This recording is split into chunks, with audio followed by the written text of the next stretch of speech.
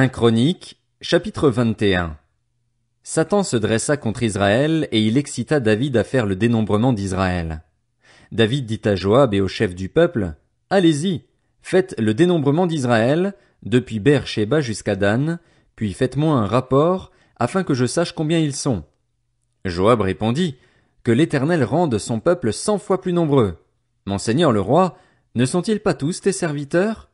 Mais pourquoi mon seigneur demande-t-il cela? Pourquoi entraîner Israël dans la culpabilité? » Le roi persista dans l'ordre qu'il donnait à Joab. Celui-ci partit alors et parcourut tout Israël, puis il revint à Jérusalem. Joab remit à David le résultat du dénombrement du peuple. Il y avait dans tout Israël 1 100 000 hommes aptes au combat, et en Juda 470 000 hommes aptes au combat. Il ne dénombra pas Lévi et Benjamin parmi eux, car l'ordre du roi lui répugnait. Cet ordre déplut à Dieu qui frappa Israël. David dit à Dieu, « J'ai commis un grand péché en agissant comme je l'ai fait. Maintenant, veuille pardonner la faute de ton serviteur, car je me suis vraiment comporté de façon stupide. » L'Éternel adressa la parole à Gad, qui était le voyant de David. « Va annoncer à David, voici ce que dit l'Éternel. Je te propose 3 fléaux. Choisis-en un, et c'est de lui que je te frapperai. » Gad alla trouver David et lui annonça, « Voici ce que dit l'Éternel, tu dois accepter 3 années de famine, 3 mois pendant lesquels tu seras détruit par tes adversaires et atteint par l'épée de tes ennemis, ou 3 jours pendant lesquels l'épée de l'Éternel et la peste seront dans le pays, et l'ange de l'Éternel portera la destruction dans tout le territoire d'Israël. Vois maintenant ce que je dois répondre à celui qui m'envoie. » David répondit à Gad, « Je suis dans une grande angoisse. Il vaut mieux tomber entre les mains de l'Éternel, car ses compassions sont grandes. Je préfère ne pas tomber entre les mains des hommes. » L'Éternel envoya la peste en Israël, et 70 000 hommes furent tués en Israël. Dieu envoya un ange à Jérusalem pour y semer la dévastation. Il était en train de le faire lorsque l'Éternel regarda, et il éprouva des regrets face à ce malheur. Il dit à l'ange destructeur, « Cela suffit, retire maintenant ta main. » L'ange de l'Éternel se tenait alors près de l'aire de battage d'Ornan le Jébusien. David leva les yeux et vit l'ange de l'Éternel. Il se tenait entre la terre et le ciel avec, à la main, son épée dégainée tournée contre Jérusalem. Alors David et les anciens, couverts de sacs, tombèrent le visage contre terre. David dit à Dieu, « N'est-ce pas moi qui ai ordonné le dénombrement du peuple? C'est moi qui ai péché et qui ai fait le mal. Mais ces brebis, qu'ont-elles fait? Éternel, mon Dieu, porte donc la main contre moi et contre ma famille et n'inflige pas de fléau à ton peuple. » L'ange de l'Éternel ordonna à Gad de parler à David afin qu'il monte à l'aire de battage d'Ornan le Jébusien pour y ériger un autel en l'honneur de l'Éternel. David monta donc à l'aire, suivant la parole que Gad avait prononcée au nom de l'Éternel. Ornan se retourna et vit l'ange, et ses 4 fils, qui étaient avec lui, se cachèrent. Il était en train de battre du blé. Lorsque David arriva près d'Ornan, celui-ci regarda et l'aperçut. Il sortit alors de l'aire et se prosterna devant David, le visage contre terre. David dit à Ornan, « Cède-moi l'emplacement de ton aire de battage pour que j'y construise un autel à l'Éternel. Cède-le-moi contre sa valeur en argent, afin que le fléau qui frappe le peuple soit arrêté. » Ornan répondit à David, « Prends-le et que mon seigneur le roi fasse ce qui lui plaira. Vois, je donne les bœufs pour l'holocauste, les chars pour le bois et le blé pour l'offrande, je donne le tout. » Mais le roi David dit à Ornan, « Non, je veux l'acheter contre sa valeur en argent, car je ne présenterai pas à l'Éternel ce qui t'appartient et je n'offrirai pas un holocauste qui ne me coûte rien. » David donna 600 pièces d'or à Ornan pour l'emplacement. Il construisit là un autel en l'honneur de l'Éternel, et il y offrit des holocaustes et des sacrifices de communion. Il fit appel à l'Éternel, et l'Éternel lui répondit en faisant descendre le feu du ciel sur l'autel de l'holocauste. Alors l'Éternel parla à l'ange, qui remit son épée dans le fourreau. À cette époque-là, voyant que l'Éternel l'avait exaucé dans l'aire de battage d'Ornan le Jébusien, David y offrit des sacrifices.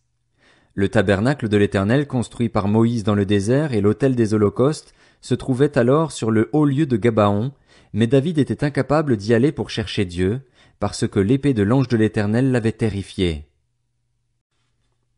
1 Chroniques, chapitre 22. David dit, « C'est ici que sera la maison de l'Éternel Dieu. C'est ici que sera l'autel des holocaustes pour Israël. Il fit rassembler les étrangers qui se trouvaient dans le pays d'Israël, et il chargea des tailleurs de pierre de préparer des pierres de taille pour la construction de la maison de Dieu. Il prépara aussi beaucoup de fer pour les clous des battants des portes et pour les crochets, du bronze en quantité telle qu'il n'était pas possible de le peser, et une quantité incalculable de cèdre. En effet, les Sidoniens et les Tyriens avaient amené beaucoup de cèdre à David. David se disait, « Mon fils Salomon est jeune et faible, et la maison qu'il s'agit de construire pour l'Éternel doit élever bien haut son nom et sa gloire dans tous les pays. C'est pourquoi je veux faire des préparatifs pour lui. » Ainsi, David fit beaucoup de préparatifs avant sa mort. David appela son fils Salomon et lui ordonna de construire une maison pour l'Éternel, le Dieu d'Israël. Il dit à Salomon, « Mon fils, j'avais l'intention de construire une maison pour l'Éternel, mon Dieu, mais la parole de l'Éternel m'a été adressée. Tu as versé beaucoup de sang et tu as mené de grandes guerres. Tu ne pourras pas construire une maison en mon honneur, car tu as versé beaucoup de sang devant moi sur la terre. Tu auras un fils qui sera un homme de repos, et à qui je donnerai du repos en le délivrant de tous les ennemis qui l'environneront. Salomon, voilà son nom, et je ferai venir la paix et la tranquillité sur Israël pendant sa vie. Ce sera lui qui construira une maison pour mon nom. Il sera pour moi un fils, et je serai pour lui un père, et j'affermirai pour toujours le trône de son royaume en Israël. Maintenant, mon fils, que l'Éternel soit avec toi, afin que tu connaisses le succès et construises la maison de l'Éternel, ton Dieu, conformément à ce qu'il a déclaré à ton sujet. Que l'Éternel veuille seulement t'accorder de la sagesse et de l'intelligence, en te plaçant à la tête d'Israël, afin que tu respectes la loi de l'Éternel, ton Dieu. C'est alors que tu connaîtras le succès, si tu veilles à mettre en pratique les prescriptions et les règles que l'Éternel a données à Moïse pour Israël. Fortifie-toi et prends courage, n'aie pas peur, ne te laisse pas effrayer.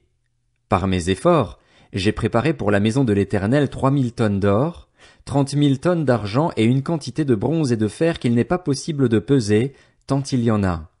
J'ai aussi préparé du bois et des pierres, et tu pourras encore en ajouter. Tu disposes d'un grand nombre d'ouvriers, de tailleurs de pierre, de charpentiers et d'hommes habiles pour toutes sortes de travaux. L'or, l'argent, le bronze et le fer sont en quantité incalculable. Lève-toi et agis, et que l'Éternel soit avec toi. David ordonna à tous les chefs d'Israël d'aider son fils Salomon. L'Éternel, votre Dieu, n'est-il pas avec vous et ne vous a-t-il pas donné du repos de tous côtés? En effet, il a livré entre mes mains les habitants du pays, et le pays est soumis devant l'Éternel et devant son peuple. Appliquez maintenant votre cœur et votre âme à chercher l'Éternel, votre Dieu. Levez-vous et construisez le sanctuaire de l'Éternel Dieu, afin d'amener l'arche de l'alliance de l'Éternel et les ustensiles consacrés à Dieu dans la maison qui sera construite pour le nom de l'Éternel. 1 Chronique, chapitre 23. Âgé et rassasié de jours, David désigna son fils Salomon roi sur Israël. Il rassembla tous les chefs d'Israël, les prêtres et les Lévites. On fit le dénombrement des Lévites âgés de 30 ans et plus. On compta 38 000 individus de sexe masculin. David dit qu'il y en ait 24 000 pour diriger les travaux de la maison de l'Éternel, 6 000 pour officier comme magistrats et juges, 4 000 comme portiers, et 4 000 pour louer l'Éternel avec les instruments que j'ai faits pour le célébrer. David les répartit en classes d'après les fils de Lévi, Gershon, Kehath et Merari. Pour les Gershonites, il y avait Laédan et Shimei. Fils de Laédan, le chef Jéhiel, Zétham et Joël, 3 en tout. Fils de Shimei, Shélomis, Aziel et Haran, ce qui fait 3. Ce sont là les chefs de famille de Laédan. Autres fils de Shimei, Jacath, Ziza, Jéhush et Beria. Ce sont là les 4 fils de Shimei. Jacath était le chef, et Ziza le deuxième. Jéhush et Beria n'eurent pas beaucoup de fils, et ils formèrent une seule famille dans le dénombrement. Voici les fils de Kehath. Amram, Jitséar, Hébron et Uziel, 4 en tout. Fils d'Amram, Aaron et Moïse. Aaron fut mis à part pour être consacré au lieu très saint, avec ses descendants, pour toujours. Il devait offrir les parfums devant l'Éternel, le servir et bénir pour toujours en son nom. Quant aux fils de Moïse, hommes de Dieu, ils furent comptés dans la tribu de Lévi. Fils de Moïse, Gershom et Éliézer. Fils de Gershom, Shebuel, le chef. Les descendants d'Éliézer furent Récabia, le chef, et ses très nombreux fils. Éliézer lui-même n'eut pas d'autre fils. Fils de Jitséar, Shélomis, le chef. Fils d'Hébron, Jérija, le chef. Amaria, le deuxième. Jacaziel, le troisième, et Jécamiam, le quatrième. Fils d'Uziel, Miché, le chef, et Jishija, le deuxième. Voici les fils de Merari, Makli et Mushi. Fils de Makli, Éléazar et Kis. Éléazar mourut sans avoir de fils, mais il eut des filles qui épousèrent les fils de Kis, leurs cousins. Fils de Mushi, Makli, Éder et Jérémoth, ce qui fait 3. Ce sont là les Lévites en fonction de leur famille avec les chefs de famille, d'après le dénombrement qu'on en fit en comptant les noms des individus. Dès l'âge de 20 ans, ils furent affectés au service de la maison de l'Éternel, car David avait dit, l'Éternel, le Dieu d'Israël, a donné du repos à son peuple, et il habitera pour toujours à Jérusalem. Ainsi, les Lévites n'auront plus à porter le tabernacle ni tous les ustensiles destinés à son service. Ce fut d'après les derniers ordres de David qu'eut lieu le dénombrement des Lévites âgés de 20 ans et plus.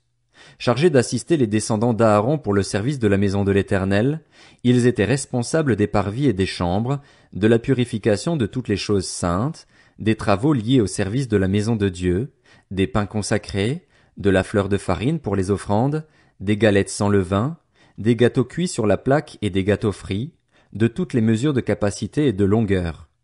Ils devaient être présents chaque matin et chaque soir afin de louer et de célébrer l'Éternel, et offrir continuellement devant lui tous les holocaustes qui lui étaient destinés lors des sabbats, des débuts de mois et des fêtes, suivant le nombre fixé par la règle. Ils veillaient sur la tente de la rencontre, sur le sanctuaire et sur les descendants d'Aaron, leurs frères, pour le service de la maison de l'Éternel.